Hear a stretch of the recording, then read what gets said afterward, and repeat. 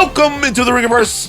This is, of course, the Ringers Nexus podcast feed for all things fandom. We are Steve, the architect, Ahlman, the builder and tinker of things. We are Jomi, the explainer, Adeniran. He's got questions, he's got answers. We are Old Man Van, he of the resurgent hairline. We are Colt, Baby Chuck, 24-karat closer. Together we are known as the Midnight Boys. Follow us on socials, Insta, Twitter, Facebook, TikTok, Jomi. Guys, you guys are doing a great job following us on Instagram. Appreciate it.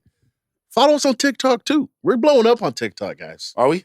Dude, all the Sinners content is going crazy. You know Sinners is really touching the community because one of the security guards that let us in, he goes, "Hey, yo, I actually watched your show. You guys are funny." I'm like, damn, nigga, we've been here for 4 years. Been 4 feet away from us this whole time. I'm like, shit. That's good. Hey, we're reaching the masses. That's what's up. That's Sinners is the gift that keeps on giving. It is. Making a lot of money. We're on YouTube. Like, comment, subscribe, share. You can watch every Midnight Boys and House of Art episode on youtube.com/backslash @Ringerverse. Also on Spotify.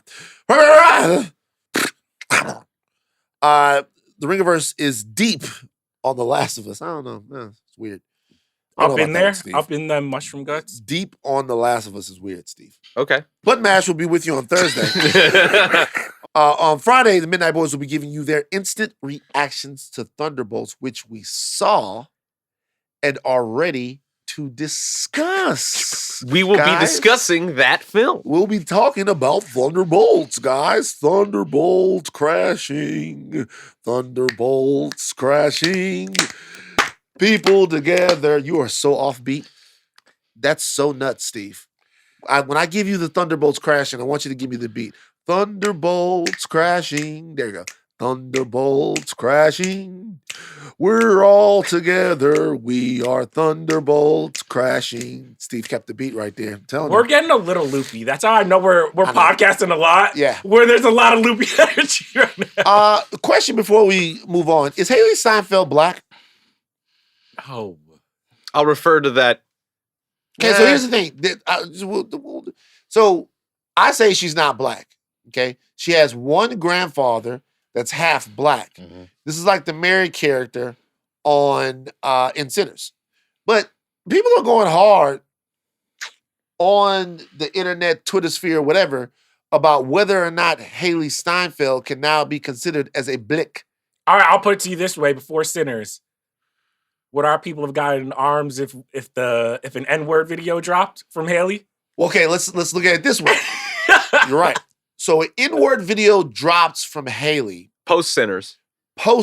No, I'm saying pre-Sinners. Pre-Sinners we didn't know. But here's the thing. Now that people like the movie, I feel like they kind of like let in. But I think the movie illustrates the point, which is like, is cool, part black, whatever, but at the same time, you can't, the optics are not really there. Because think about it. Let's say like a Hardenstein or a Adonis. Mm-hmm. Okay, Hardenstein. Hardenstein's dad is half black. If Hardenstein gets with a snow bunny, pulls a Jomi, then you're not going to be able to really say that Hardenstein's kid is black, right? It's not black. Well, here's the thing. A lot of the sisters. Are we just figuring off the cutoff with like when we look? Because back in the day there was no cutoff. Your people were like, right. If you sang a black song 3 generations before, you were going to lynch you. Your people were very, very bloodthirsty. Steve, you should take some time right now to think about it. But there was octoroons, quadroons, octoroons, all of these things, right? Some of the sisters are getting very perturbed that some of the brothers are being like, Haley is up, put her Ebony Jet Beauty of the Week. Ebony Jet is crazy. Ebony Jet is all right. I'm telling you straight up, it's like a lot of people are like, if we had Smooth Magazine right now, we'd put Haley on the cover of that bitch. Well, I will say black men have to do better because like every homie that I see, like I haven't seen in a while, the first he's like, hey, yo, you seen Sinners? I'm like, yeah. He's like, hey, yo, that Haley though. And I'm like, bro, we don't got to go straight to the Haley of it all. Perline is the star of Sinners, man. The 2 black ladies in Sinners is sexiest. Oh, man, yeah. Perline and Annie. I'm a Perline and Annie type of nigga. I'm going to be honest with you. But I need answers from the Midnight Boys because they're talking about it. And before we get into Andor, like a lot of women black women are getting perturbed about this narrative They and should. discourse over whether or not Haley Steinfeld is now black. I've seen people saying that Jomi was right. There's hashtag Jomi was right going on right now the whole time that Jomi was really into her because he could see the blackness in her. They understand Jomi and Shamik's crash out. Yeah, they understand it now. That everybody, the niggas was crashing out because they could see no. Okay, let's Hell keep fucking no. No. Charles says no. So Charles rules. I love Haley Steinfeld, but we're not doing this. I'm not co-signing I would this. benefit from this. I could get the milk moniker off me, but at the same time, nah, brother. Yeah, well, here's the thing. Two things can be true. The milk can have a dash of syrup in it, but that don't make it chocolate milk. You know what I'm saying? She's not black. And that's okay. It's okay. It's okay. We still It's love okay. Haley over Yeah. here. Haley, you the best. We love you. She's not black, but the sisters that are getting upset about it is not. It's funny. It's funny because it's funny. You just like making people mad, though. No, it's not. It's funny when they have to set things right because things go too far. It's like everybody loves Sinners. We're all in there. We in the juke joint chilling, and something. No, who's taking it too far? Some of the brothers. The brothers that take I take a little responsibility. We came out of the theater, bricked up, Oh, look at Haley, look at Praline, look at fucking Perline looked good, bruh. I'm sorry.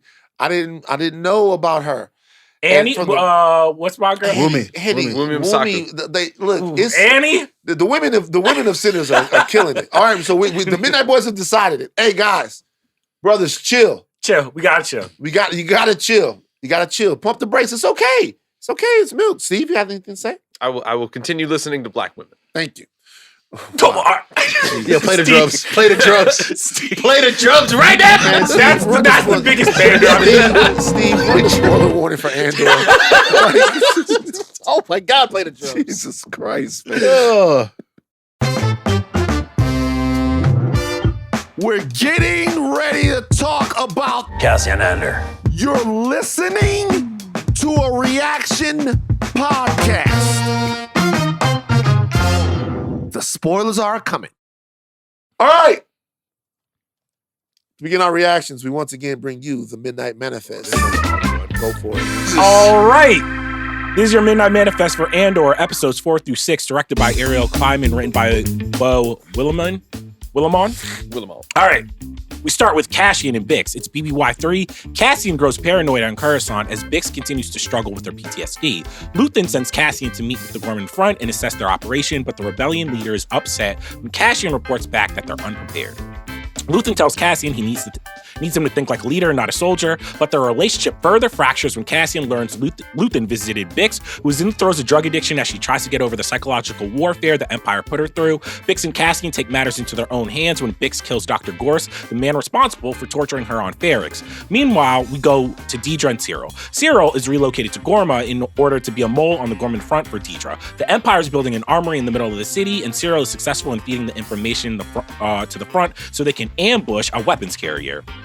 All right, now Luthen and the rebellion, aka Vel and Cinta. Meanwhile, angry that Cassian won't embed himself on Gorma, Luthen decides to send Vel and Cinta to help with the weapons heist. Finally reunited, we learn through the couple that Luthen is purposefully separating friends and lovers inside of the rebellion to better control his soldiers. Cassian's hunch was right, and the Gorman Front's inexperience leads to the death of Cinta. And on Coruscant, Luthen and Clea must attend a party to retrieve a listening device they implanted at one of their benefactors' homes. Last but certainly not least, Saw kidnaps Williman and forces the engineer to help him steal the starship fuel Rhydonium. Slowly, Saw takes Williman under his wing and radicalizes the young man away from Luthen's faction of the rebellion. And that has been, hopefully, your not very long Midnight Manifest. Well done, Charles. Yeah. Well done. Give it up for Chuck Wagon. How you feel about Gorman?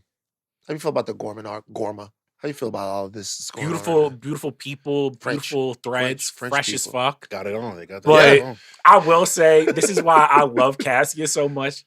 Cassian took one look at them. It's like, they not ready. Now, They not built for it. They Nope. not built for Pass. it. Yeah, and that's what I actually love about the show is that I feel like the whole center potentially of the season is revealed when Luthen meets Cassian again, and it reminded me of that first discussion that they had in Andor season 1. And when he's like, you need to start thinking like a leader, I'm like, oh, this illustrates just how big and unwieldy both the rebellion and the empire have gotten. On the empire side, you have people where they're like, we're arresting so many people, we can't even interrogate them.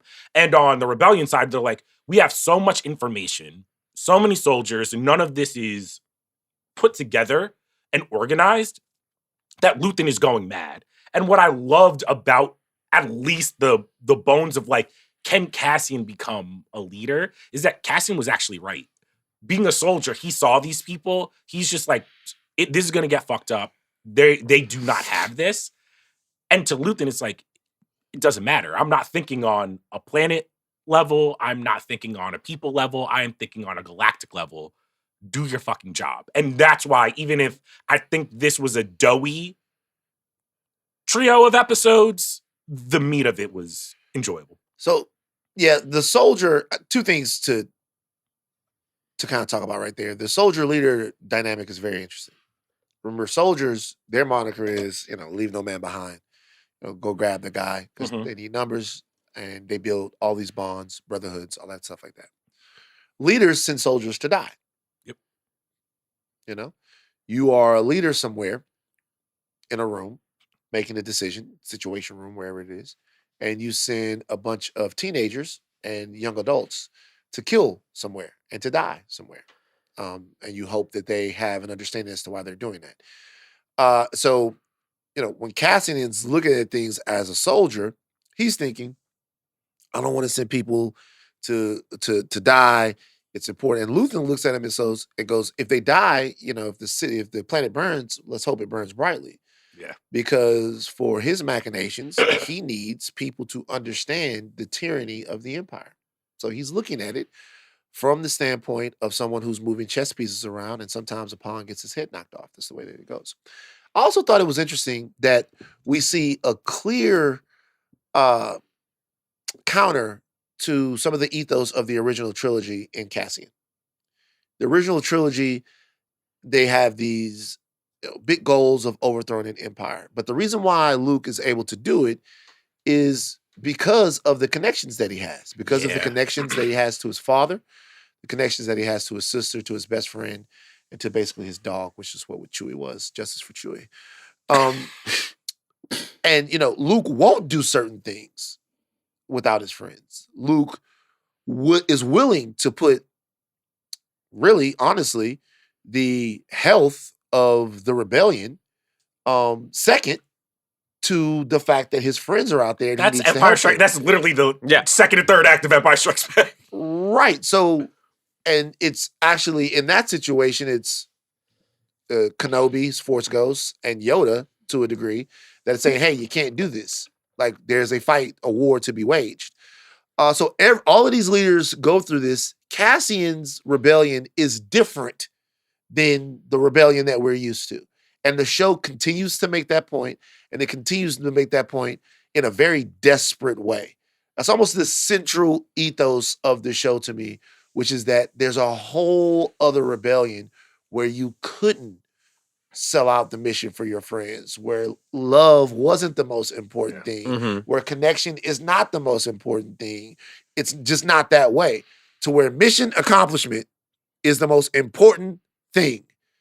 And, I think every time I watch the show, particularly Lathan's character, he reiterates that all the time. Man, boys, what you guys got? Van, I think you're completely right when it comes to the themes of like unity and friendship and connection, the things that like the Jedi rail against to prevent you from getting too attached from things in order for a greater cause and a greater good. And that theme is pretty much held home at the very end of these 3 episodes when Val loses somebody very important to her and she chastises the person whose fault it is and she will carry on.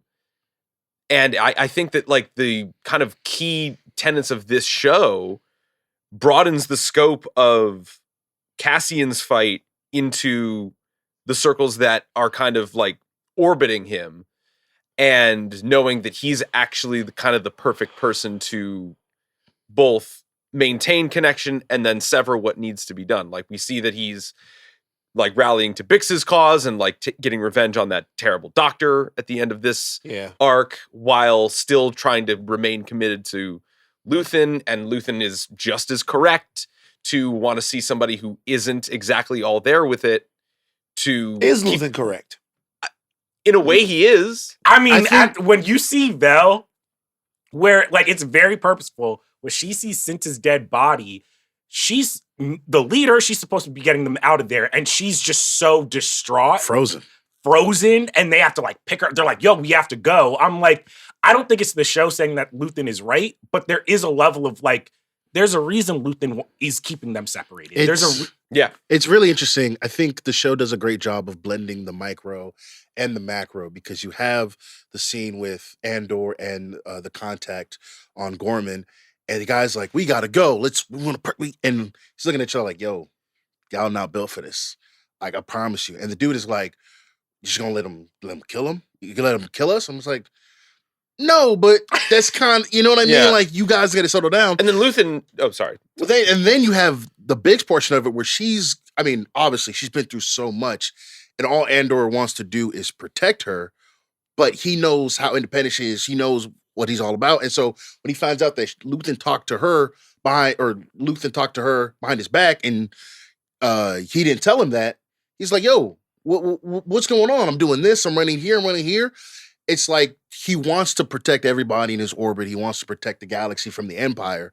But when you're in war, when you gotta start sacrificing stuff, you have to make calls that he's not ready to make, that Lathan is. You know, it's interesting.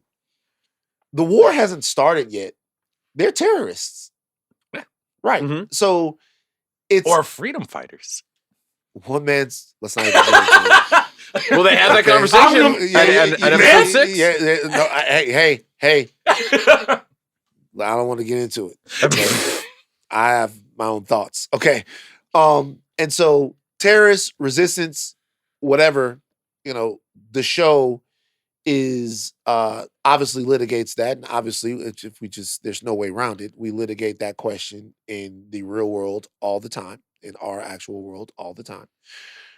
You can make an argument that this nation was founded by terrorists who decided to organize and rebel. You could argue that the Boston Tea Party is a terrorist action. Okay, whatever. But the reason why that's important to talk about is because the fact that there's no centralizing structure to the rebellion just yet, it ratchets up the intensity for everything that they're doing. It makes every single small mistake like much, much bigger, because there's no transport that's going to come in and give you air support or air cover. Mm-hmm. You have no backup coming, right? Yeah. So there's no like a situation, hey, we're clearing this room in this place somewhere. There are 12 more enemy, 13 more, 14 more, 15 more enemy than we thought. Air support. They're not that organized to that point. You fuck up, we die. We don't get this chance again. The Empire refortifies. They change the way they're doing their thing, and our mission objective is lost in perpetuity. So then you start to kind of think, well, Lathan is definitely right? Then you look at it, the whole fucking show, it gives you Bix and it gives you Cassian. It gives you Cinta and it gives you Vel. It gives you all of these deep connections, and you know why they're forged. So you leave it not sure who you think should be right in the situation. I mean, what I think the genius of the show is like, what we're seeing is that Lathan is almost the leader that the rebellion needs to get started. And I feel like they're showing us Mon Mothma might be the leader that gets them to, because like what Lathan is basically saying to Bix is like, hey, yo, look, like we're probably going to die, but at least if we die, we'll take a lot of these motherfuckers with us. He's like, I don't even know. He seems so closed off, where it's like he can't even dream of himself winning the rebellion. It's almost like he signed himself up to be like, I'm going to die, and most of y'all are the foundation, and y'all are going to die. We're not even going to see the thing that we're fighting for. Let's get at it. He's a sicko, too, because again, when he's talking to Cassian in episode 6 outside his shop, And he's like, Bix told me you talked to him. It's like, well, I'm disappointed in her too. It's like, brother, man, come on, have some shame. It was also like kind of brilliant because he didn't come to Bix to talk to her, and not without compassion. Like he wasn't an asshole to her. Nah, he wasn't. He wasn't. No, he was on a. He was checking. He was on a mission. There's a thing Yeah, that he happens was. in He every was. single movie. Yeah. When the OG comes in and sees Like, like I'm just someone's checking in on you. like he's in the throes of addiction, becoming a crackhead and shit, and he's like, God damn, becoming a crackhead. I felt for Bix, but at the same time, I was like, man, we got to get her off that stuff. oh, man. whoa. Just get her Let off the me- drugs. That stuff, man. First of all, fuck It's word for my girl. Okay? It's always an old ass. Stop. Put down the drugs. Let my girl get a little. You know what I'm saying? She been through a lot. She can't know. go to therapy. You want her high on the mission? All right. First of all. She handled business. The She handled rebellion. business. Like, let me break this down. Let me break this down. The rebellion don't got no like fucking therapy. No, like no. She she's can't been go through a talk lot. to anyone. She can't go to the there's no park. mental health plan in You the know, rebellion. no mental health plan or some shit. Like, First of all, I don't disagree with you, by the way, and I have a lot of space for people dealing with addiction, but I'll say this. Probably not a good situation to have somebody who's so close to a very important person as Cassian Andor is, dropping the drops and getting low.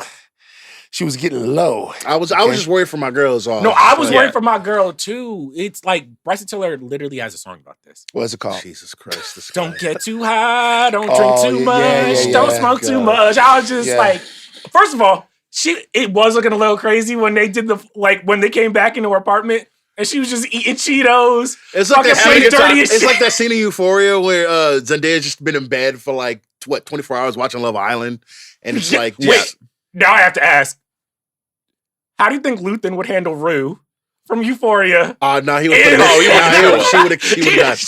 No, Rue would've She got- got a lot of motherfuckers killed. Nah, a lot of people killed. Rue. The first call Lathan would have made, just been like, "Hey, Cinta, you got a hit. That's right here. Just make it quick, make it easy. Let's get out of here." I would like to see Lathan in different arenas. Like Lathan as coach of the Lakers. Ooh. Like Lathan. He's just basically JJ. I'm disappointed They in missed too. one assignment. It's like, hey, yo, blow it up, bro.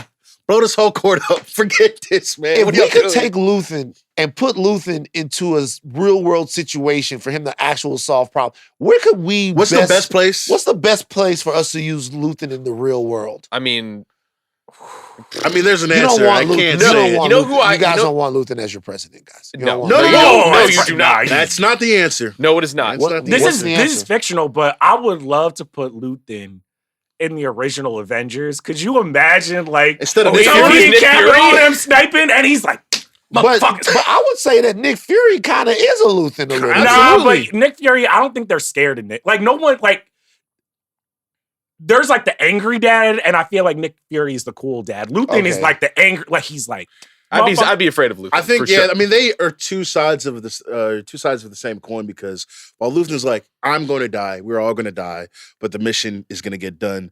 Nick Fury's basically like, look, as long as I'm here, the world's going to continue to spin, right? We're going to act like it's going to continue to spin. Right. It's two different people. Luther's ready to like lay it down. Nick Fury's like, we got options. We're always going to keep this thing Right. moving. And Nick Fury comes through with the very paternal, like, I love you guys pep talk. yeah, When Luthen's pep talks are not like that. not at all. Luthen's pep talks, you don't want Luthen's pep talks. No.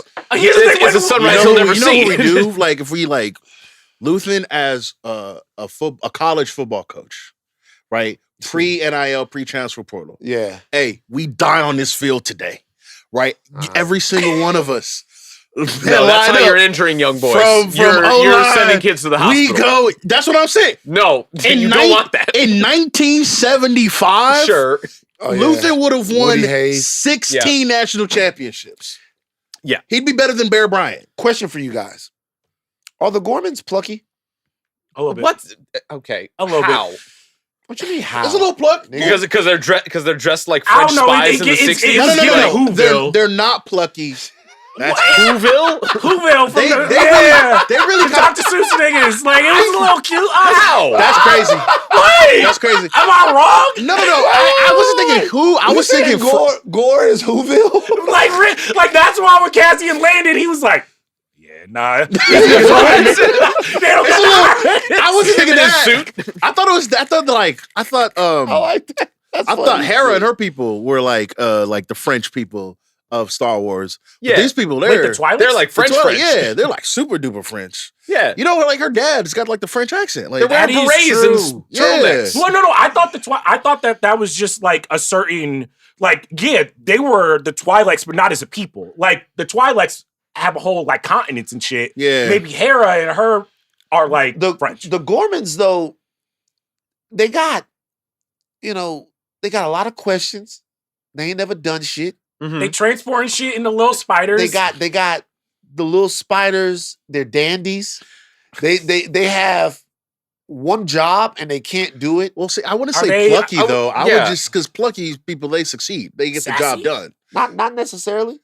Plucky people don't- Unseasoned, I would say. Like, plucky people don't unseasoned, huh? Uh-huh. Plucky people. What is going on? So what I'm saying, okay, so I guess, okay, so let me say, let's not overuse plucky. The Gormans They're excitable. they're young. excitable. They're neophytes in terms of warfare. They are in over their heads. Absolutely. For sure. And it costs. It costs our core people. Mhm. It costs us Cinta. It costs, basically that mission was unsuccessful. It costs. Well, I mean, it was it's successful. absolutely unsuccessful because they know the way we know. Well, Cyril was that watching the ISB whole Cyril was watching the whole watching. thing. Hey, Yeah. It's a whole Cassian setup. clocked that shit. He's like, "Where'd you get that information?" He's Exactly. like, "No, don't worry. It's tight. It's tight. Hey, It's he was tight. like, So, all right, We just so- work. We just know a guy that Cassian- works at the office. Cassian's like, yeah. Honestly, yeah. Drake's team could have used Cassian during the beef. You know Uh, what I'm we saying? planted When the they was feeding- information. He's like, "Where'd you get that?" So rest in peace, Sensa. It's really tough. However, as somebody who's been watching television for almost 29 years, as soon as they showed up, as soon as Sensa showed up, I was like, oh, it's over. Oh yeah. And they had the yin yang. As soon as they started coming together, like, oh man, he kept us apart. It's like, oh man, we're finally we can be together. I'm like, well, somebody's dying. What And what- happened to her in the year span? Do you think that she fucked up because when The we Tay last hit? saw her, You think- she was trying to she had the hit where Yeah. she was trying to get rid of that motherfucker. I'm Mhm. like, did something go down that She had an accident. She said she had an accident. Yeah. but it's Yeah, unclear. we don't know the exact question. details. How's that working for you guys? Like, back to the core plot of the show. Yeah. The year off where we then get filled in Mhm. through dialogue or exposition, which, but by the way, very well done. Masterclass Very, in very well done. The exposition of the show.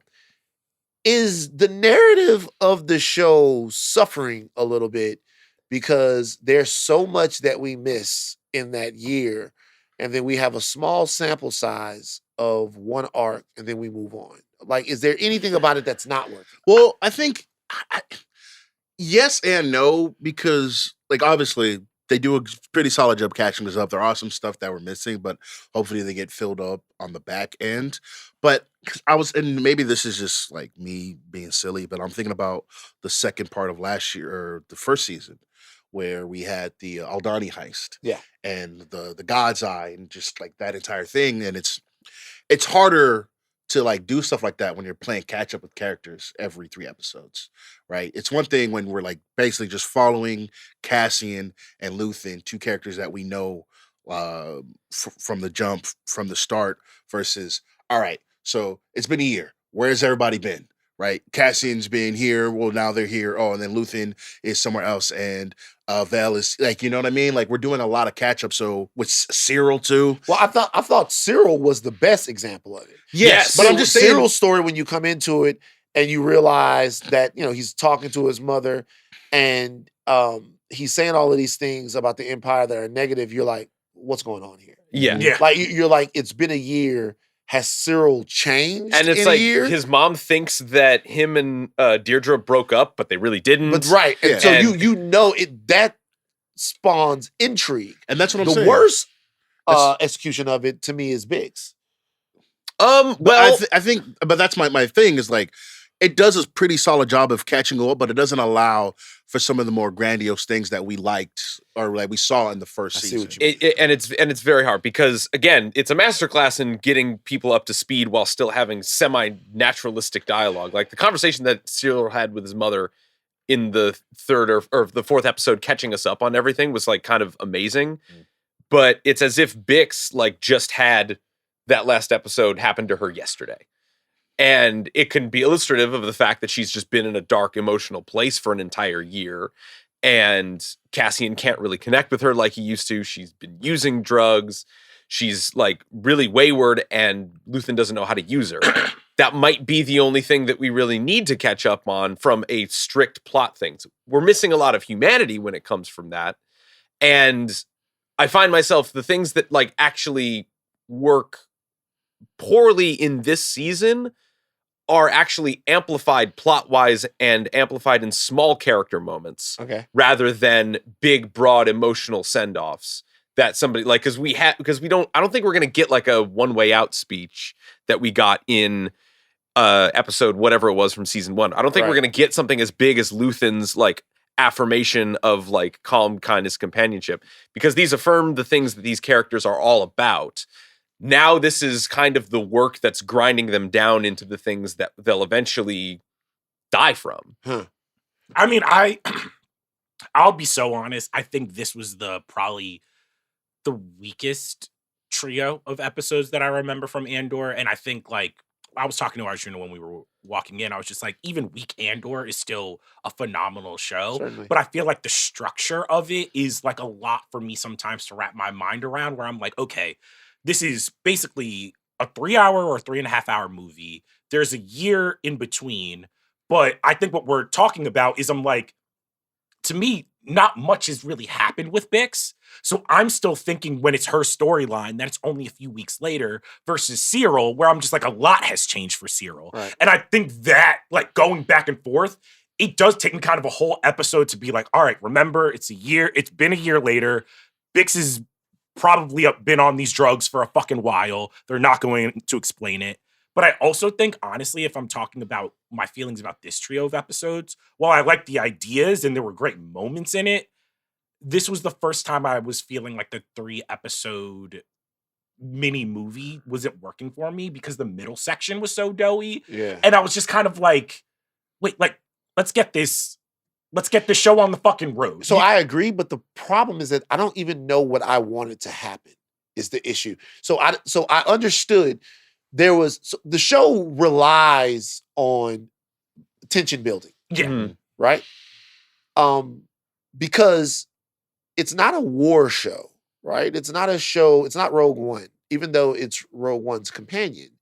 Rogue One, which I've revisited several times, it's like there's a lot happening in Rogue One like all the time. It's a war movie, right? Mhm. Yeah. It's not a war show. This is an espionage thriller, which means the central thing that is at the core of whatever is driving the episode tranches has got to be filled with this incredible intrigue and this high stakes poker type emotion.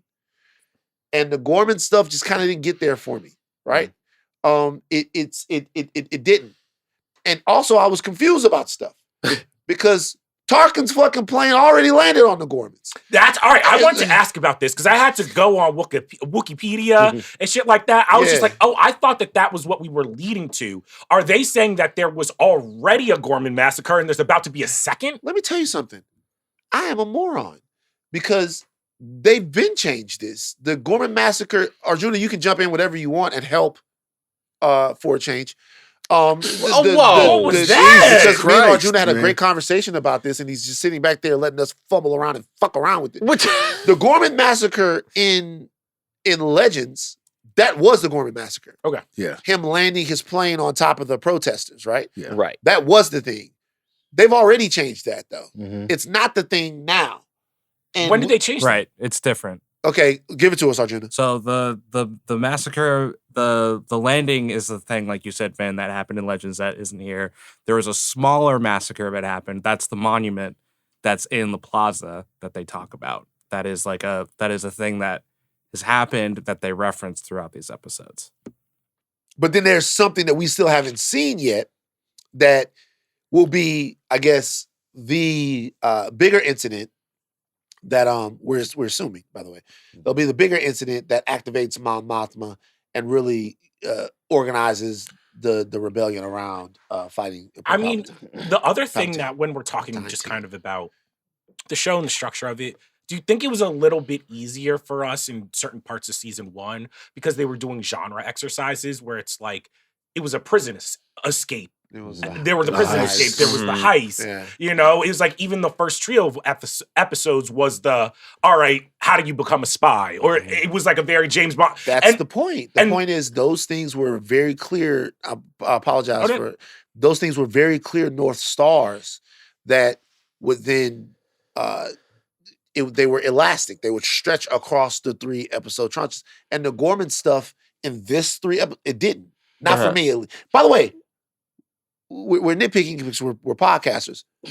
What I watched was good TV. Yeah. But what I'm saying is there wasn't enough. I wasn't like by episode 3 where they're pulling off the heist, I wasn't like, oh my God, is this going to be? It was just stuff happening. And you guys, I have a question. Do you guys think that Cyril knows he's getting slutted out? No. Probably not. No. Nope, not at all. Interesting question. Because Deidre, the way when he's just like, he's like, oh, am I gonna fuck this up if I say this is the best day of my life? And then Deidre's like, but she gives him the look like it's crazy. He's so happy, man. He's so excited. He's just such like a puppy for her. She's like, yeah, man. Yeah, this is good. This is all good. You're gonna be all right. Don't worry about it. Like, it's very much like they are gonna hang him out to dry when this is all over. Is that why you think Deidre tried to get his mom out of? He's like, I gotta get her out of here. I think she's also annoyed by her. Just don't like her. Yeah. Yeah. We could also probably extrapolate that like he probably wasn't going to back down from like being all lovey-dovey from his mom. So he's just like, all right, so just tell your mom we broke up. I mean, or whatever. Like, yeah, and there's also the scene with the maester where he's talking to Deidre, and he's like, "You're walking a very thin line here. You know, this entire thing is very. You're doing you're walking a tightrope." Like, brother, I think she does like him to some extent, but the job comes first. Yeah, no. I mean, do you? I maybe I misread the scene when he finally reunites with her, and he's like, "Yeah, we got an hour," and he's like, "That's it." I thought he was ready to be like, no. She's like, turn off the lights. Yeah, so I was like, yeah, hey, good for them, man. And then leave, but you know. You know what 2 characters in Star Wars might hate each other the most? Mon Mothma and Krennic. Oh, it's so good. That's so juicy. That stuff was That scene was phenomenal. fire. Awesome. That scene was fire. That stuff was phenomenal. Yeah. And they got our girl just trying to install the bug, and she's just like bleeding from her hand because she can't. She's trying to take him. Trying to take it out. Excuse me. That was fucking awesome. I feel bad for my guy Lottie, I love that. man. And My they're man just like Lottie debating about like this was a massacre. That dude Lottie was fine for his life, bro. Lottie is the was a Lottie, right? Lottie, Yeah. wait, Lottie or Lonnie? Lonnie. Lonnie is the Cyril of the rebellion. He Probably, is. bitch. He's the Cyril of the rebellion. He's getting fucked over every time somebody's shining on someone. They shining on him. Hey, don't say shit. And when I say move left, motherfucker. Wait, what's that woman's name? The brunette? K something. Who's trying to get the bug out? Yeah. Oh, Kayla. Caleb. Because I would just say, if I was Lonnie, I'd be like, sis, I'll do whatever you want. He's like, pretending to flirt tonight? All right. Say no more. Kayla was even like, she knew that he's the bitch of the rebellion because when credit comes over and he's just like, so what makes this so special? He's like, yeah. Lottie, tell him what makes it so special.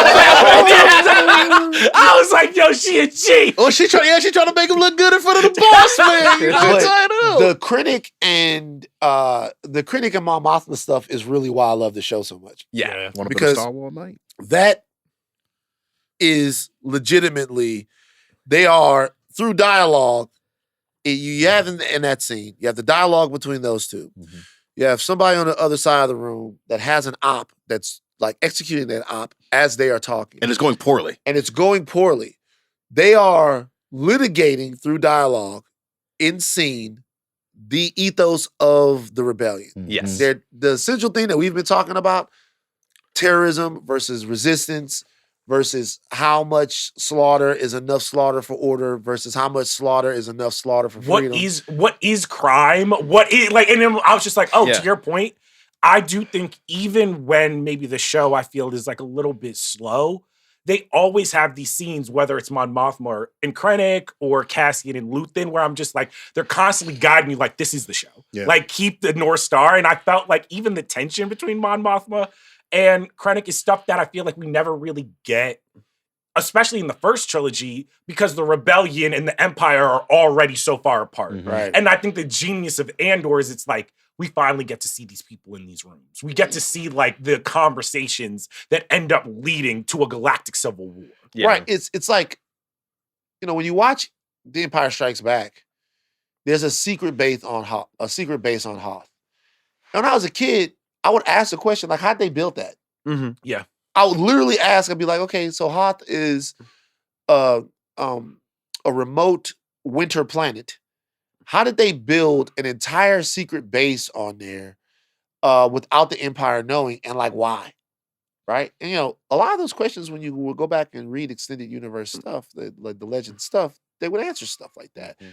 But this show is answering questions like that. It's answering questions of how you do something under the nose of a police state, what you have to sacrifice in order to do it.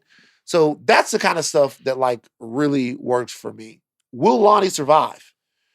I don't know. Will I don't know if Lonnie a lot be of these someone? guys- I don't know if a lot of these guys. Yeah, it's the more episodes we watch, I'm like, Lonnie's Wouldn't it be out great there, if we just Big's cut out to of the there. next year and Lonnie's just dead for some reason that we I- don't even I know? got- They got Lonnie. Like Lonnie's doing his best. They He's found trying, Lonnie out. And I mean, the one thing to your point, because I think it's a really good one about just in terms of this show answering a lot of the questions that you have as a kid when you're watching that first trilogy, is the Saw stuff.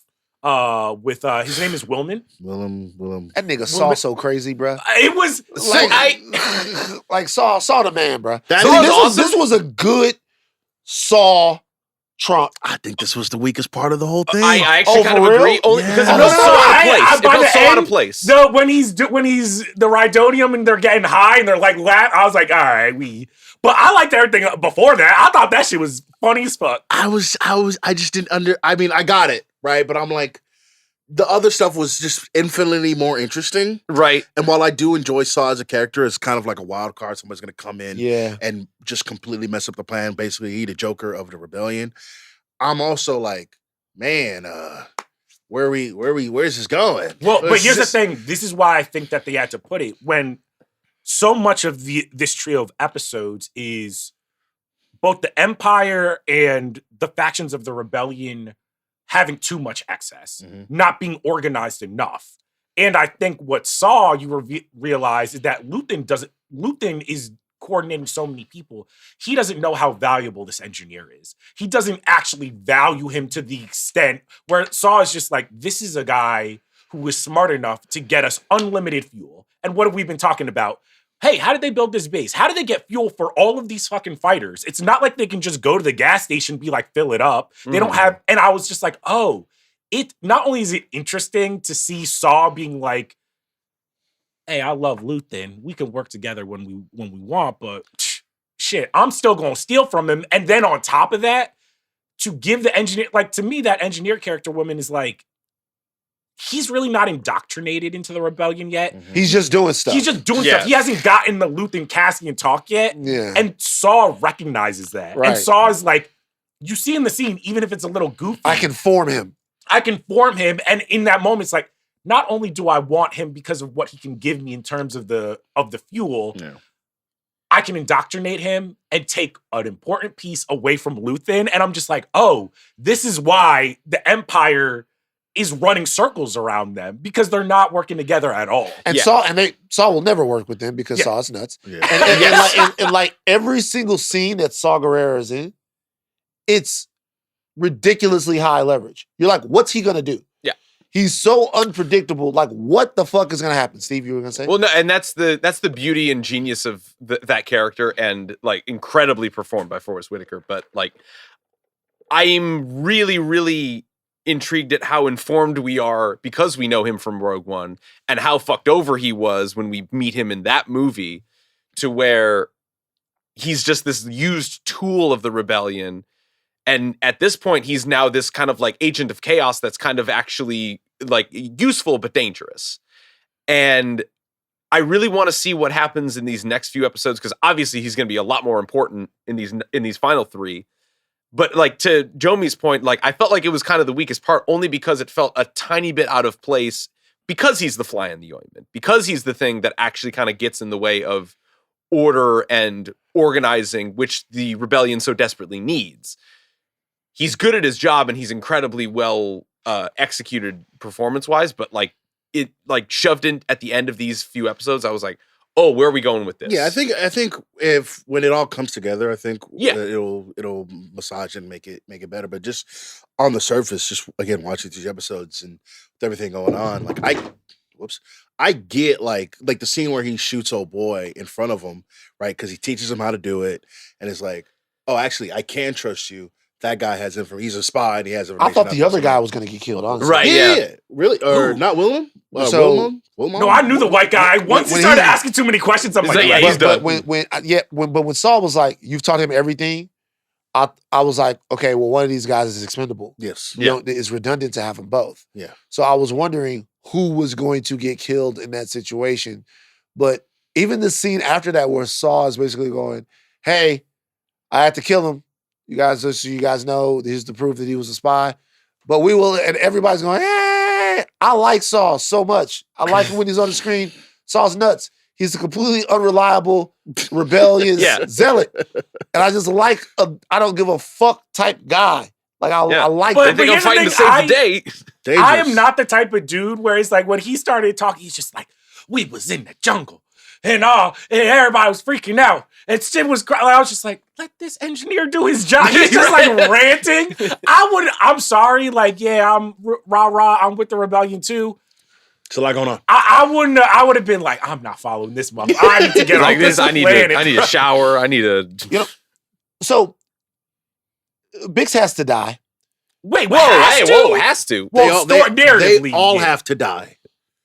Oh, they all, I guess they all do. This episode, Except for Andor, obviously. well, I mean, he eventually does. Yeah. But not in the 12 Yeah. episodes. This episode kind of makes me the big story is both incredibly fascinating to me Mm-hmm. and it started to lose its steam a little bit. They really got it back at the end where her and Cassian went on the op together. They were cool. You saw what she could do, the whole 9, whatever. But because we know that he goes through Rogue One solo and almost has a little dalliance with Jyn Erso in a way. Not really, but you know, There's a connection there. there's a connection there. Does it in any way mute what's happening with Cassian and Bix? I don't think so, but I mean, we talked about it earlier. Just like to see, like we understand that she's going through some stuff with like the PTSD from getting brain blasted at the end of season 1, and everything that happened in the first part of season 2 is just like complete and utter like broken her down, and so she can't even sleep. Right, starts taking drugs, and you like we love this character, like this character of Bix. We have fallen in love with over the 18 episodes that we've seen of her, and to see her like this is just, it sucks, right? Because we know how capable she is, we know how ferocious she is, right? And to your point of, we know this doesn't end well for everybody, right? How can we like see our character come back from how low she is right now, knowing that at the end of the day it probably doesn't all come together? It's just a bummer. Well, I was also confused. At the end, am I supposed to take it that Lathan realizes that the fastest way to get Cassian to fucking focus and potentially Bix under the fold is to give them a mission where she Together. can get revenge? Mhm. Or was I, maybe I missed something, or was I supposed to understand that maybe they went a little rogue? I think they went independent for that. Well, they got the mission.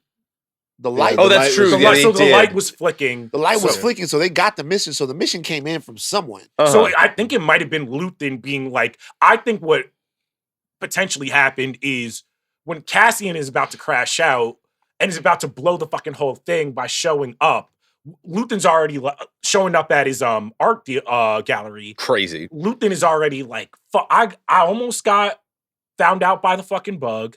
Like, I don't even know if he knows about Cinta and Vel yet. Fucking Mom Mothma's like, how's my my cousin? my cousin? He's like, fuck your cousin. We got shit happening. I took that as Luthen is like, the easiest thing for me to do is to give him a little bit of a win. Which I thought was interesting, but like that was far more interesting than watching Bix go through it for 2 episodes. I was just like, well, all right, we get it. But it's a direct mirror from how much she went through it at the end of episode 3. Like she was at her lowest then. Mm-hmm. And now this is the best that can happen for her now. She gets a lick back now. And then in the subsequent year or time jump that we have, where is she going to be? Is she going to be better? Is that going to be enough to get her back on track? The show's so good because episode 4 starts and Bix and Cassian are living like this fake clandestine life. You know what I mean? Like they're going shopping, they're going on walks and stuff. And both of them are like, again, we know that they're, again, terrorists, right? They're on Coruscant, which, by the way, enormous planet to where you can just kind of be like, yeah, we bombed a couple places, but we'll come to this place with all the Jedi and stuff. And just they said that Coruscant's it's the frenzy and the chaos of Coruscant that makes it easy to hide things. Right? Yeah. That's how big it is. But even when they're pretending, pretending to play house, it's still like Cassie can't go outside without the little thing on. She's like, I want to go to the park today. He's like, not the big one, you don't, because they got cameras and everybody out there. I've been Cassian in a relationship. She's like, can we get some towels for the apartment? Can we get some flowers? And when I was at my brokest, I'm just like, hey, yo, I gotta line some shit up. Can you relax? Like, I was just like, we will make it look nice later. Yeah. Right, it's dude. Well, he was trying. He was like, yeah, we'll do that tomorrow. Cassian, I felt for him in that moment. I was just like, Bix, you should be able to go to any park you want. I'll take you. Forget about Cassian. But also with Cassian, I'm like, Cassian got a lot on his mind. He's waking up. You got the blicky in your hand. He's like, but see, I kind of, that got on my nerves because I was thinking, we trying to save the galaxy and you talking about going to the park. Like, that's like, she's strung out on drugs and she's like kid shit. Like, can we go to, Saji. Don't do that. Don't. Saji. I'm sure Cassian would love to go to the park right now and relax, kick his feet up. I'm just looking at it like, why they got her saying, can we go to the park? Because she's emotionally distraught and on drugs. All right, man. Also, look at that fucking apartment. They got them in the fucking... Yeah, bro. They in the Bronx, bro. All right, don't say that. The Bronx is a very beautiful place. They got beautiful. They got them in Oakland. They in the Bronx, man. That's a nice view, though. View. Nah, I guess they in the. You can see the Jedi Temple all the way over there. From over there. Yeah, they in the projects over there, staying there. Goddamn, like he leaves, she cleans up. They got Bix down bad, man. It was also when it's rough, but that's the point, though. That's when the she point. started tweaking. When she's like, "Why'd you come over here, Luther?"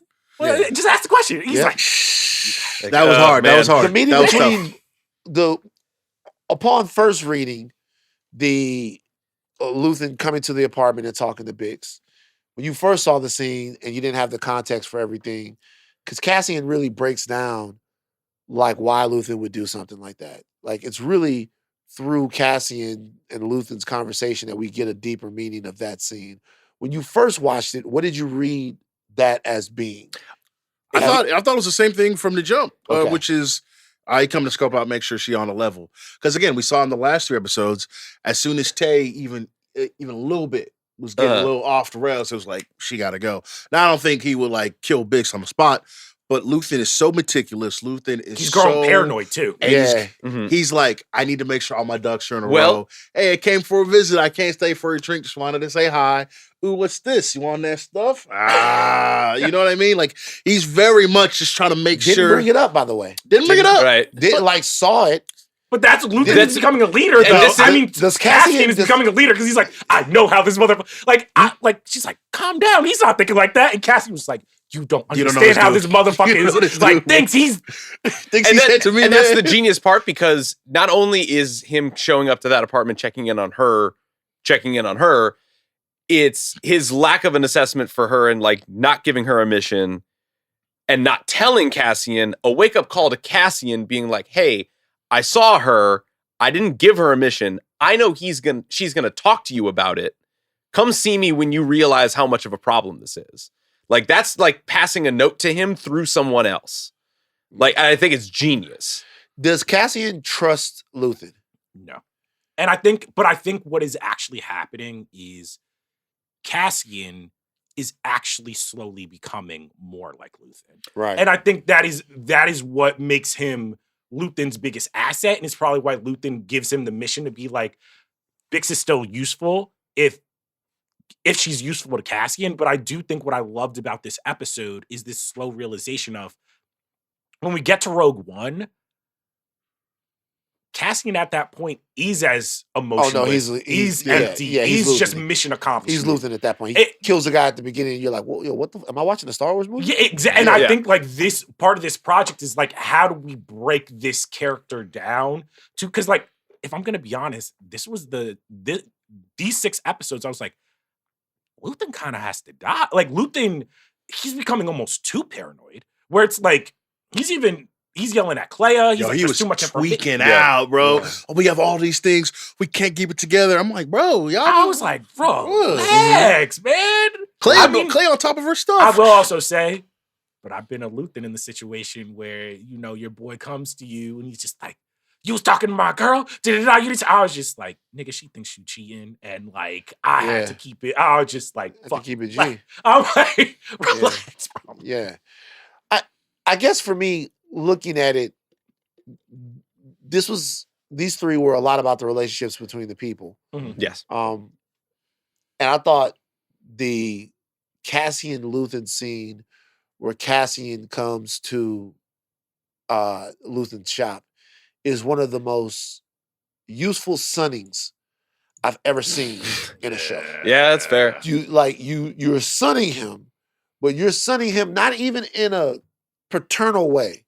He says little shit like I was disappointed in her, so disappointed with you in this lack of control that you're showing right now. You realize that you can ruin everything, but he's saying it. He's going in and out of his Luthen counterpart character. Yeah. Right? Yeah. He's sometimes I'm talking to Cathian as Luthen, the leader of the rebellion. Mm-hmm. Sometimes I'm talking to Cassian as Luthen, the fucking owner of the shop. Yeah. He's going in and out of it, but he is making a crystal clear point is that like, you ain't got no likes, you ain't got no wants. We don't have any of that. The only thing that we have is the finish line.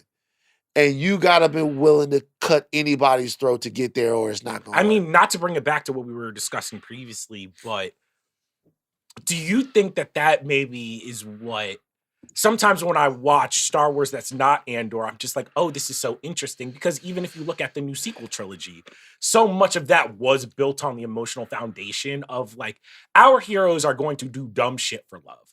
Our heroes are going to do dumb shit for their friends. These are my friends, yeah. They're going to sacrifice everything, even mission accomplishment.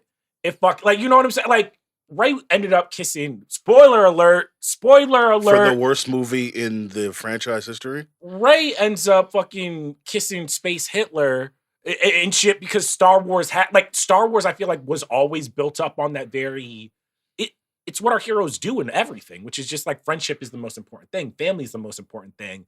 And I think what's interesting about Andor is it's kind of like, it's not, can you actually lead a revolution and have loved ones? Like, and you can, but in terms of like, can you lead a revolution? And if it comes down to, are you going to pick your loved ones or are you going to pick the cause? And if you throw that to the arc that we have on Gorman with those like wannabe rebels that like try to orchestrate a heist, that try to like maintain a semblance of identity and decorum around their outrage, they can see from the outside looking in that, oh, you're not willing to like actually sacrifice a part of your identity to win this. Yeah. You're just willing to be a family hunky-dory. And if something gets in the way, you're going to throw a temper tantrum because I told you not to bring a gun. This is actually, you bring up an interesting point because I know it's been 2 years but 2 years for Cassian, but for us it's been a week. And Cassian, starting off with those rebels, Maya's rebels out there, watching that disaster, then going to Gorman and saying, oh, they're not ready. He's looking at Luthen like, bruh, I don't know what you want Yeah. from me, dog. Yeah. It's nasty out here. Lou was like, nah, man, we can do it, man. You gotta get the job done. He's like, brother, have you been outside? Have you seen Phenomenal point. the thing? Yeah. Like, this place is Mhm. not what you think it is, bro. It's a mess out And here, bro. the only thing that he could possibly see is like, well, if it gets fucked up, it will burn very brightly, and then we'll have people to watch this Lathan mess. doesn't care. Yeah. Like Lathan's thing right now is he's an agent of chaos, and what he's trying to get Cassian to see, he's trying to get Cassian to extrapolate victories from things that would be considered losses. Cassian has also lost a lot of people. Mhm. And being that he's lost a lot of people, he's very close to what it means for someone to lose and give their life for this cause. Yeah.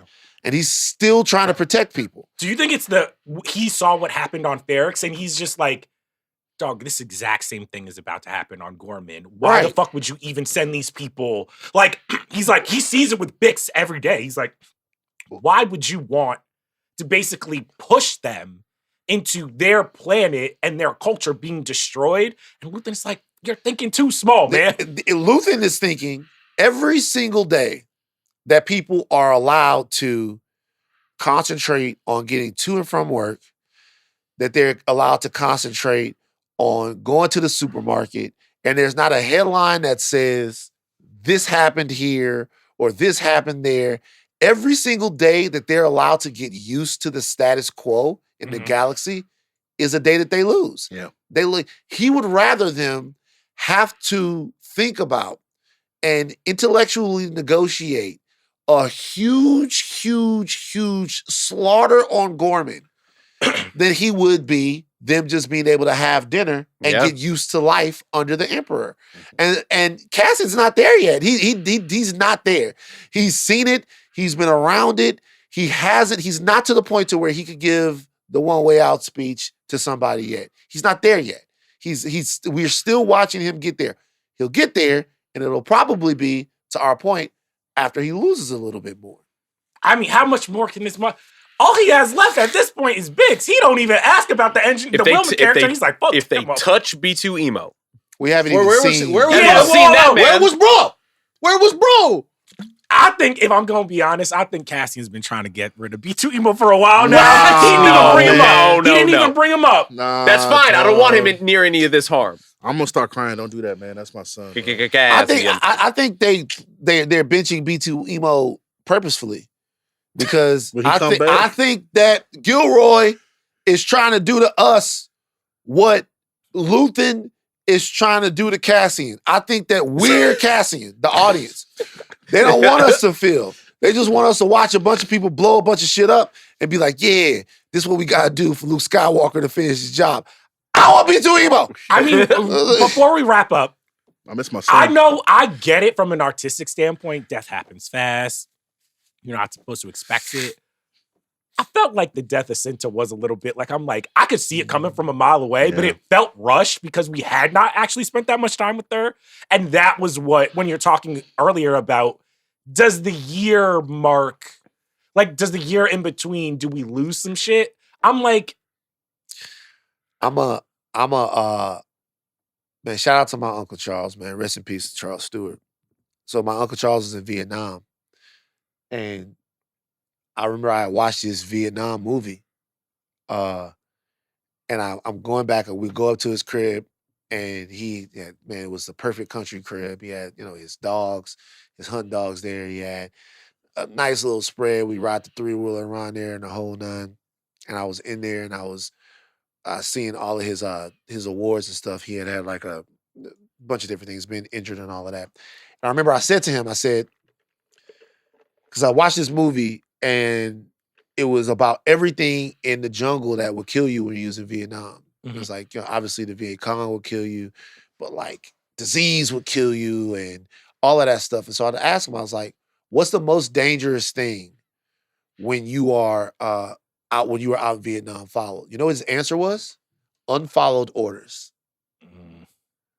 He said the most dangerous thing when he was a soldier was unfollowed orders. People not doing what they were supposed to do because it had a downstream effect on everybody else and what everybody was doing. And when I saw like Sent to Die with somebody that wasn't supposed to have what they had, I thought to myself, in a situation like that, the most dangerous thing is unfollowed orders. Not doing what the fuck you supposed to do. She died of unfollowed orders. I mean, Vel and Cinta had that conversation Yeah. while they're planning, and it's like I already sensed it was gonna be that dude, the pretty boy, because for the entire 3 episodes, that motherfucker kept talking when he wasn't supposed to talk. His daddy would be like, "Shut the fuck up." Everybody be like, "Shut the fuck up." No, you can't have a gun. No, I'm just like, he's gonna do it. I wanted him to be force choked so bad. Dude, I would have been mad if Vel would have been like, I would like that too. The only thing that this show is missing is some force choking because lightsabers, man. But because no lightsabers. No, but because Vader never used his lightsaber on other members of the Empire. He would force choke the shit out of an Empire person. right. Because I was going back. This is an aside. They was talking shit to Vader. Oh yeah, they acted like he wasn't shit. Like he wasn't that guy. Well, because again, the Jedi are supposed to be like fake. All the Force stuff is like, oh, it's a myth. They've or whatever. been gone for a couple of years, and these motherfuckers was acting like, who's this crazy nigga, like wizard man? Like, fuck this nigga. I was just You gotta remember the Jedi and the Force stuff. Like even before the fall of the Jedi Order, it was still like kind of crazy to see a Jedi because I know, but they were very rare. It kind of doesn't make any sense because the only reason why I say that, first of all, they were very rare. They had a big ass temple right in the middle of the if fucking. you they've been gone for like 30 years. And also, there's literally like thousands of Jedi that we've learned of from missed all these so cartoons, all these video games. I've seen a Jedi. But this is the only thing I would say. Let's say it's 2 guys and they at the controls, and one of them doesn't believe that the Jedi shit is real. Yeah. I feel like the conversation will go like, "Hey man, you know that Jedi shit. I don't even know if those guys really have powers." One nigga would be like, "Nah, fuck shit, no, bruh. Fucking Rear Admiral Paulie. I seen him, Real bro. Admiral Paulie. Rear Admiral Paulie, bro. I seen him. I'm telling you, bro. The big tall guy in all black, With the the cape? Emperor's dude with the cape. With the half robot. Yeah, like the robot guy. Yeah, he did like this, and Rear Admiral Paulie, he just choked out and died. You lying? I swear, I shit you not. He did it over Swear to Zoom. God. He did it over Zoom. Swear to God, I shit you not, bro. He just grabbed his shit and started fucking. And then what they do? Do you? Nigga, what the fuck, you man? What they do? They Rear picked him Admiral up, Rear and they- Admiral Paulie, man. Rear Admiral Paulie. I feel like those stories would be getting around. Do you think Darth Vader ever like force choke like a freaky ass nigga who was just like, he's like he liked it? he had stuff. He's like, oh. See? But see, if I would have said it. Yes, Daddy. See what I'm saying? See, if I would have said it. What? If I would have First of all, said he ain't got no pee, so it don't really matter. who, Vader? Yeah, it burned He off. wasn't. No, he's It's not not about- force choking for his pleasure. He's Yeah. like he's trying to reprimand choke him, for them. and maybe that Empire lackey is just like But Vader's a "Ooh, I dog. like Like that Family Guy bit. Yeah. There's The like a Admiral literal Family Family Guy? Guy There's a bit. Family It's a Guy Family bit? Guy It's a bit. Family Yeah, I Guy didn't see cutaway bit. Yeah. Yeah. Nah. Anyway. So back to what we were actually talking about. Vel, I mean, we talked about it a little bit. Vel in that moment, like being shell shocked, right? Being frozen. But her whole thing the whole time was, man, she fake Lathan, bro. You know what I'm saying? Like, she a fake demon because the whole time she's like, you got to be ready to die for it, man. You're ready to go, man. Like, no matter what, we got 6 minutes. The whole thing. As soon as sister gets shot, all goes out the window. I mean, you're kind of also she might have been in love with her.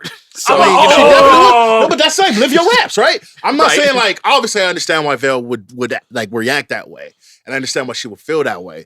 But she was talking. She snapped back, though. But I will say also, yeah. Cinta, RP Cinta, I miss you, but she was a little bit of a fuckboy because she was spitting game to Vel. She's like, I've been through it. It's like. I had action. It's like loving basketball. You get injured. You start looking at that old one like she held me It's down like when you I was go to in when you go to shit. college, and you come back for a Thanksgiving break or spring break or summer break, and you see your old joints. Like, yeah, man, it wasn't the same without you. You know what I mean? Like I missed you when I was there. You know Yeah. what I'm saying? It's like wow.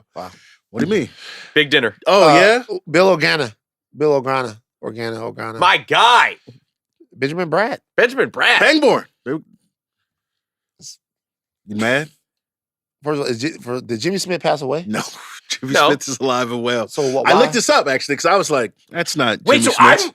I'm not crazy. I was just like, has that always been? No, it's not. No. I was like, am I going on That's insane? racialism, bro. What? That's- I didn't know they recast him. I was just like, he Arjuna. don't look like. That's racialism. Racialism. That's a man. racialism. That's a Is that not a racialism? Whoa! That's a racialism. No, whoa. That's a racialism. You did I- racialisms right there. Man. I literally, in that moment, I was just like, that don't look like my nigga, but I'm not gonna question it.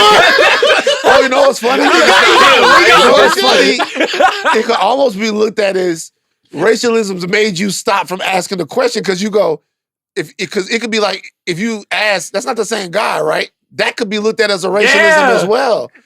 I don't Damned know. if you do, damned if you don't. You're damned if you do, damned if you don't. Nah, so what happened was, and this is a couple other people from Rogue One and other Star Wars stuff have been recast due to scheduling conflicts and financial stuff. So maybe they didn't want to pay Jimmy Smits the money, or he just had something else going on when they were filming Andor. But there's a couple of those characters who are going to come back. Will Bill Organa, will he be back? Yeah, he'll be Maybe. back, but as Benjamin Bratt. Yeah. So Jimmy Smits could come back for the Leia show, season 1 or whatever. But right now it's going to be Benjamin Bratt because of scheduling conference. I'm or cool with financial Benjamin stuff. Bratt. That's a good sub. I love Benjamin Bratt, but I don't know. Well, yeah, obviously I mean, it's no Jimmy obviously- No, Smith. I love it. Benjamin Bratt's a OG. He's a legend, but come on. And he's supposed to be a little bit, well, no, because we've I seen, mean, there's only 2 We years. just seen that dude. I know, yeah, we've seen him. It's interesting though. Also, it's about he got like what 3 years left. So 3 years left of, what do you mean? okay, so it's 3 BBY, right? And so Oh, you Yeah, thought, I until- thought you were saying that Jimmy Smith had 3 years. No. Are we, am I going insane? I thought Andor has 12 episodes this season. no. It's got 12 episodes, but it's 3 BBY. Yeah. And So they, that's 3 years until Oh, yeah. yeah. they blow up Alderaan.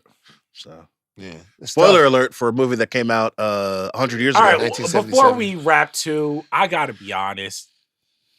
I'm pro spoilers now. Fuck all this shit. Well, I mean, no. We're getting.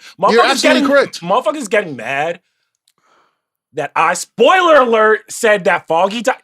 Nigga, we had 8 weeks. We had 8 weeks of that shit. Like, if you didn't watch the Some first people episode, wanted to wait. I don't care. So I here's the don't thing, care. here's the thing. I don't care. And like I was like, I'm not MAGA at all. I want to be very clear. But my most conservative take Oh, is There you go. be a grown up, be an adult, take care of Yes. yourself, be responsible.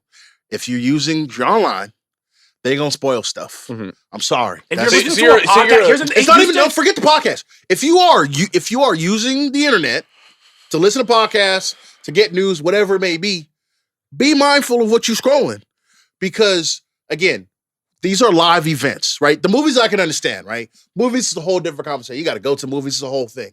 Television, it's like for me, it's like live sports.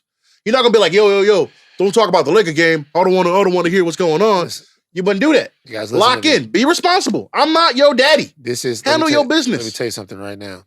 This is all a part of the complaint currency of your generation. My fault. Oh, it's my Ooh. fault. I actually agree. Whatever- I actually agree. Motherfuckers high on complaint. Because here's the thing, too.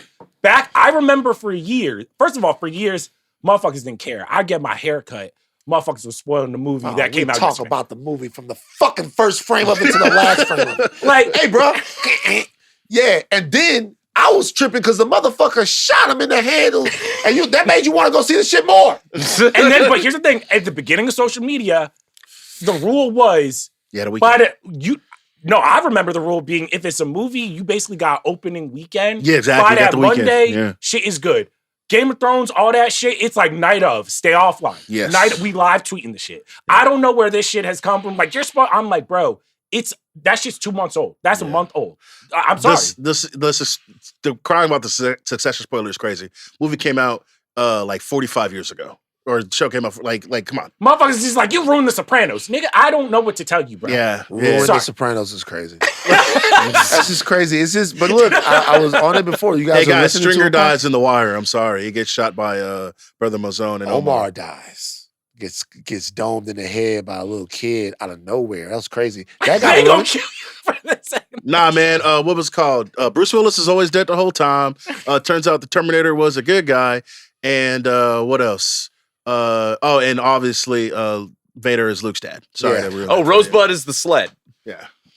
I don't care. Right. What? Citizen Kane. Rosebud's. Oh, Citizen Kane. I haven't thought Yeah. about that in a long time. That was in the 30s. Oh, and Kevin Spacey is the bad guy in real life and in The Usual Suspects. Right. God damn. I like this, Jomi. I love this, Jomi. I love this. Jomi Spoiler-Rooney Adeniran. I love it. That's a wrap. This week on the Ringiverse feed, the Ringiverse is deep on The Last of Us. But Mash will be with you on Thursday. On Friday, Midnight Boys will give you their instant reactions to Thunderbolts. Our producers are Steve Ahlman, Jonathan Kermah, and Jomi Adeniran on social. Hashtag Spoiler Boy. I love that. Spoiler Boy. Spoiler Boy Kermah. What? I'm so fucked up here.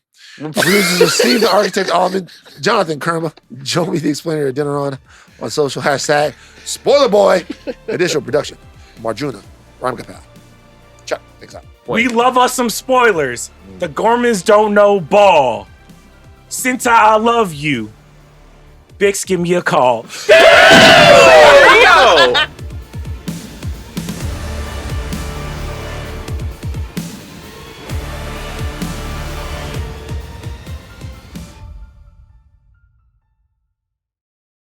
The thing I love Because about the Jomi stuff that elevates it is what makes it good. He will always gets, be mad. Jomi gets so mad when somebody doesn't like something that he likes. Yes. It's not what I don't My like. brother It's in Christ.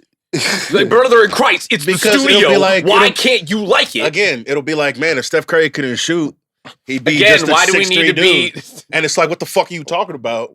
He's sick. You guys are wrong. Yeah. What does that mean? What does that mean? What do you mean? What does it mean? That's what I said. The wonders Ooh. and the clever filmmaking. Yeah. People don't realize Steve the real hater. What is that? Steve, look, you don't bring it to the show, but Steve, you got some spicy ass steaks. So before we move on, because this is going to post credits, this is over the show, The Studio, The Studio. which Yeah. Steve doesn't like. Because of the stuff that it on does that makes it different from other shows. It's a really good show. Like, it's It's a really fine good to show. me. Good. I haven't really watched it. I could only watch him just be like, so many times. I can understand not liking Seth Rogen's character. Like, He do be goofy. That's He do be like doing a that's lot. the whole goddamn thing. Brick Boys. What you can't do is be like, man, if you take away the stuff Listen, that I makes hold it cool, Ike it's not Barinholtz cool. stock like high and early. Like, that guy's great. People are acting their asses off. It's really fun. It can be, but I'm just like, this doesn't feel any more special than anything else that Seth Rogen has done other than Apple money. The tension between the Brick Boys recently has been It's crazy. been crazy. It's because you called us the Brick Boys, and then you're trying to put bricks in between us. No, I'm not. Is what I'm you're trying to listening do. You guys, like, I'm listening to this conversation and I'm listening to this getting way too intense for no reason. I want to know. Man, John if we Moran need would to- suck if he didn't have Yeah, crazy athleticism. See what I'm saying? I don't know if we need to have a Brick Boys intervention. Yeah. I think we need to examine Jomi's blood pressure It just you take again, Whoa! What? again. Whoa! because he gets way too Again. heated, Whoa. way too upset. Why? Again. What now, Steve? I guess Why the is- question is, why would Jomi be predisposed to have high blood pressure? Because Wow. I didn't say he's predisposed. I'm saying that he's giving himself let's, it. let's go ahead and get into it. Terrible.